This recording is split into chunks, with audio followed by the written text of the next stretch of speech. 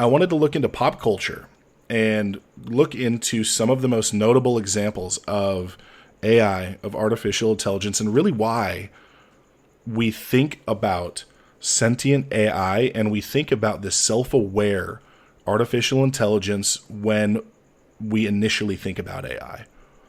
So I was able to go through some examples of pop culture and pull out some of my personal favorite forms of AI that are in pop culture. So the very first one that I think about is a show that I got hooked on Sunday nights after Game of Thrones would air. HBO did a brilliant job of getting people hooked on the next show, which is called Westworld. So in the show Westworld, there's this world that you can enter that essentially is the Old West, and you can do anything you want when you go in as a human, because those robots, or what they call hosts, they do follow those 3 laws where they can never actually hurt a human, whether it be through action or inaction. They can't obey an order to go kill someone else. As long as everything is working properly and things are not going haywire.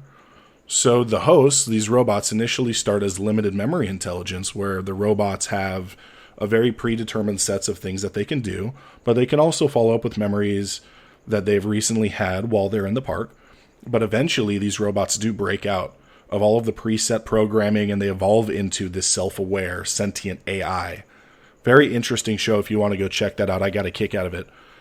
The next that I think about is Skynet in Terminator, which is I'm a neural net processor, is how Arnold talks about it. So it's a neural net system, a group mind that decides ultimately humans are destructive and evil, and they must be, wait for it, terminated.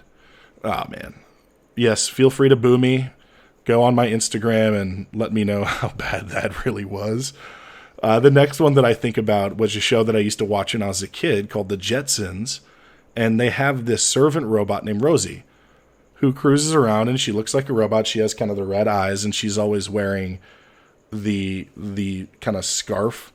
Or I'm sorry, it's more of a butler type of an apron, and really is there as comedic relief, but does the bidding of the Jetsons and anybody who asks her to do anything.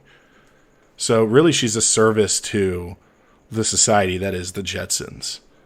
But then thinking about Rosie moves me into the next ones that are really cool. It's the droids from Star Wars. And they work very much as a service as well as a companion in a lot of pieces.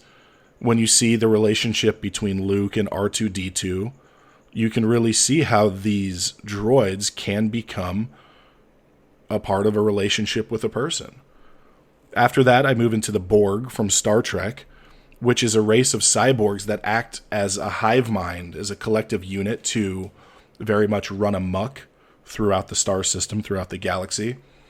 So they're all connected by the same computer to have the same thoughts. That's why they call it the hive mind, because if their only objective is destroy A, B, and C, every single one of the Borg will act with that in interest. That'll be the only thing that it's focused on. So you do have those in Star Trek. But speaking of Star Trek, you also have Lieutenant Commander Data, who he's the operations officer on board, second only in command to Captain Jean-Luc Picard. And he's clearly he's the operations officer because he is a self-aware AI and he operates for efficiency.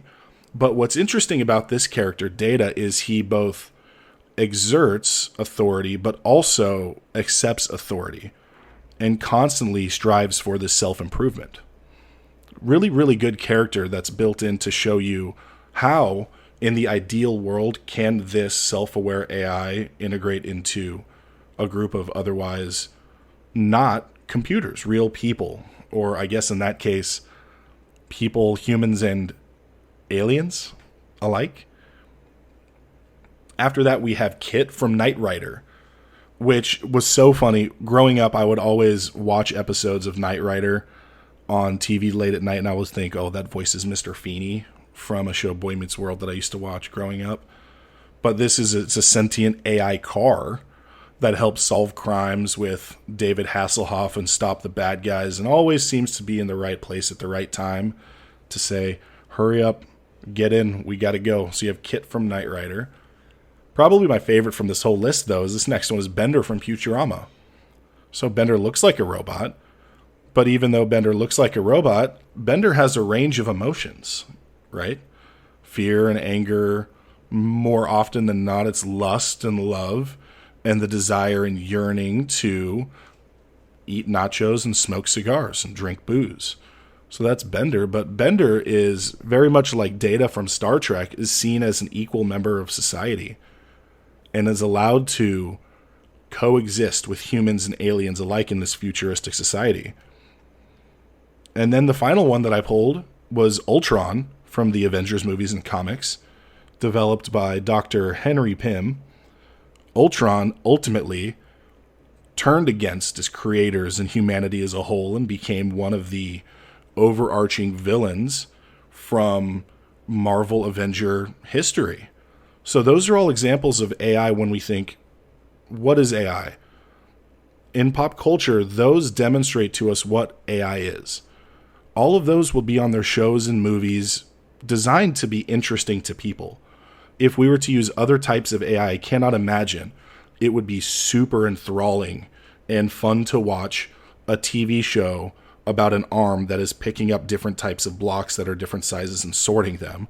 So of course, they're going to go towards the most interesting type that poses the most questions in self-aware AI.